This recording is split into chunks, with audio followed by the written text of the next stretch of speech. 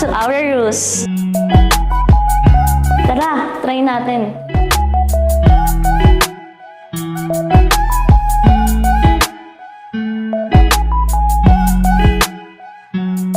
Come and join and see me.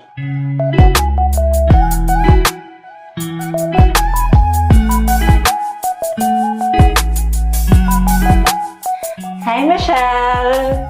Oh, It was hi, nice ma'am. to see you again from the...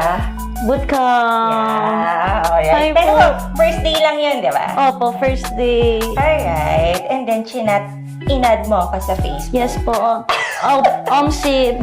Direct kagad. Hi, ma'am. Oo. Because po, sabi ko kagad na starstruck po ako sa inyo nung pagpasok ko doon sa VVIP room. Kaya, hi po ulit. Hi! Nandun ako nakikichismis. Nakita ko po, kausap niyo na po sila, coach. Nandoon na po. Kasi, yung sa akin kasi very direct ako. So, Opo. this is what I really wanted for. Wow. But anyway, at least try mo ang new era. And of course, this is your first major First po. vlog. Saka As kaya wag kang in- kabahan. Okay.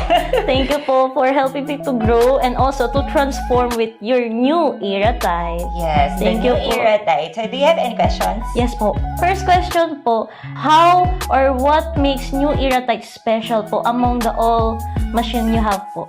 Alright, among the machine. Okay, Yeah. in regards of that is among to the RF family. So, New Era Tide, it's a monopolar technology. So, basically, siya yung next with the Thermage. So, if you cannot afford Thermage FLX, so go with the New Era Tide. And also, so, medyo may pain kasi si Thermage. So, yung mga hindi kaya at hindi kaya ang budget, New Era Tide will answer all of your questions. Wow. So, yung nagagawa ni New Era Tide, it's more on skin tightening, yan, lifting and contouring na which is, yan yung gusto mo. Opo. Ano pinagawa mo sa Las Piñas doon? Sa Las Piñas po, actually po yung special someone ko po. Nagpa-fractional. Okay! Siya! Siya po. Tadadada! Ang gwapo naman! Naman! Alagang Aurorus. Yes. Ang gwapo! Oh. That's why kilala mo ko. Because of Opo. him. Opo. Pero nagkita na tayo sa LB. Kasi bihira ako. Kasi mostly, nasa abroad ako to study.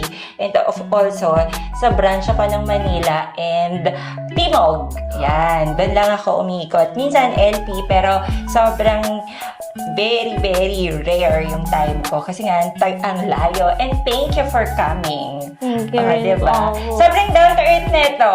As in, sobrang bait niya, actually. That's why, okay. She's so nice. Tapos inad niya ako. Oh my God, she's so nice. Oh. Nagdita ako nun sa bootcamp. Pero hindi ko po kayo nakitang ganoon kasi you smiled at me po agad. Talaga? And thankfully po kasi akala ko noon na since ako po kasi pinakabata doon parang wala pong masyadong nakikipag-converse. So, kayo po, very welcoming po yung ambience. So, thank you po. Sabi ka ba? Yes Parang po. yung iba sa akin, parang namalditahan. Parang yung nakatingin lang yung iba sa akin. Tapos parang hindi nila kakausapin nila ako. Yung mata ko siguro. But anyway, Okay. you will enjoy the beauty of New Era.